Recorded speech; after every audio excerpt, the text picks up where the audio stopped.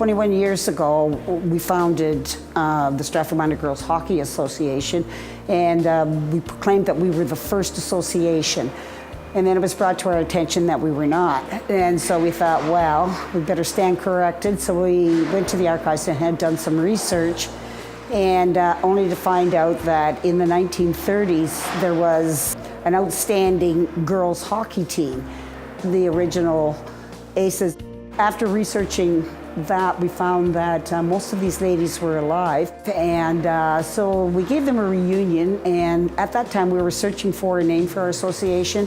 So yes, the original Aces, if they would honor us by letting them use their name from the 1930s. And that's how the Stratford Association, now 21 years old, is the Stratford Aces. Well, our mother played with the 1937 Stratford Aces, and I remember back when we were probably just kids, we saw that picture that was taken back then, and that was our first contact that Mom actually really played hockey. Many years ago, when I was going through pictures in the house, I'd see this photograph of a girls' hockey team with kind of strange-looking outfits, and lo and behold, there was our mother.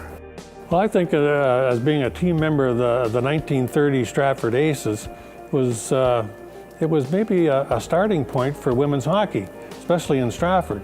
Women's hockey used to be ringette for a long time, and then Stratford, the girls started playing hockey probably just because they liked the way the boys were playing, and they got involved in it.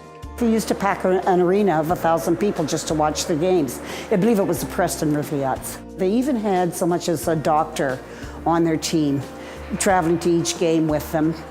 Well, back in the 30s, I would say the ice surface was not as good as what it is now, and the ice cleaning would not be as good as what it is now. But I'm sure that they endured it, and the equipment, I'm sure, was a lot more bulkier and heavier. Back in Mom's day, they would have no helmets or face masks. So it might have been nice to see what those girls what level they could have played to with the equipment they got today.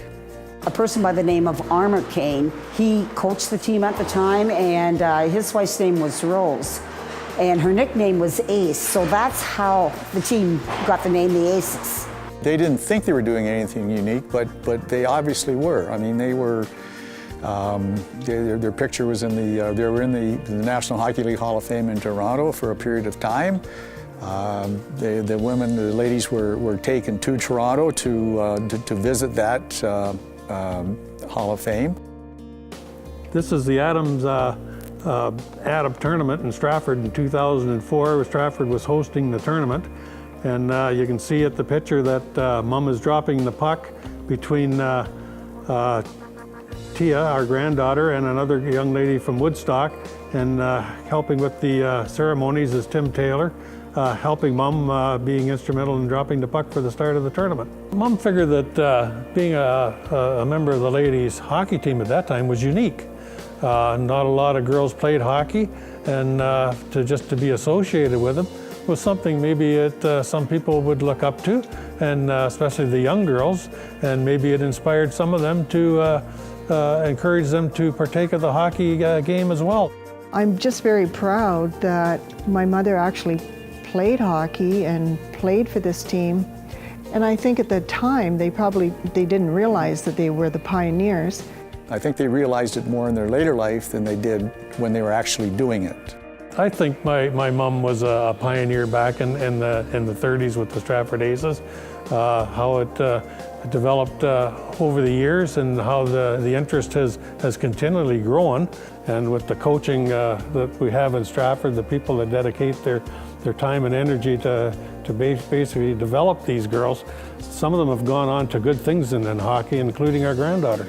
When we had the opportunity to meet them was at our first or second girls hockey banquet, and the Aces were sitting all together, and when we went over and introduced ourselves to them, it was just such a warm feeling. This group of ladies had played hockey together 6 years previously, and it was just like they had not missed a day of it, and it was just such a strong bonding with them. They were a great role model for young players coming and wanting to play female hockey. I found that they were so colorful, and they were just a class act.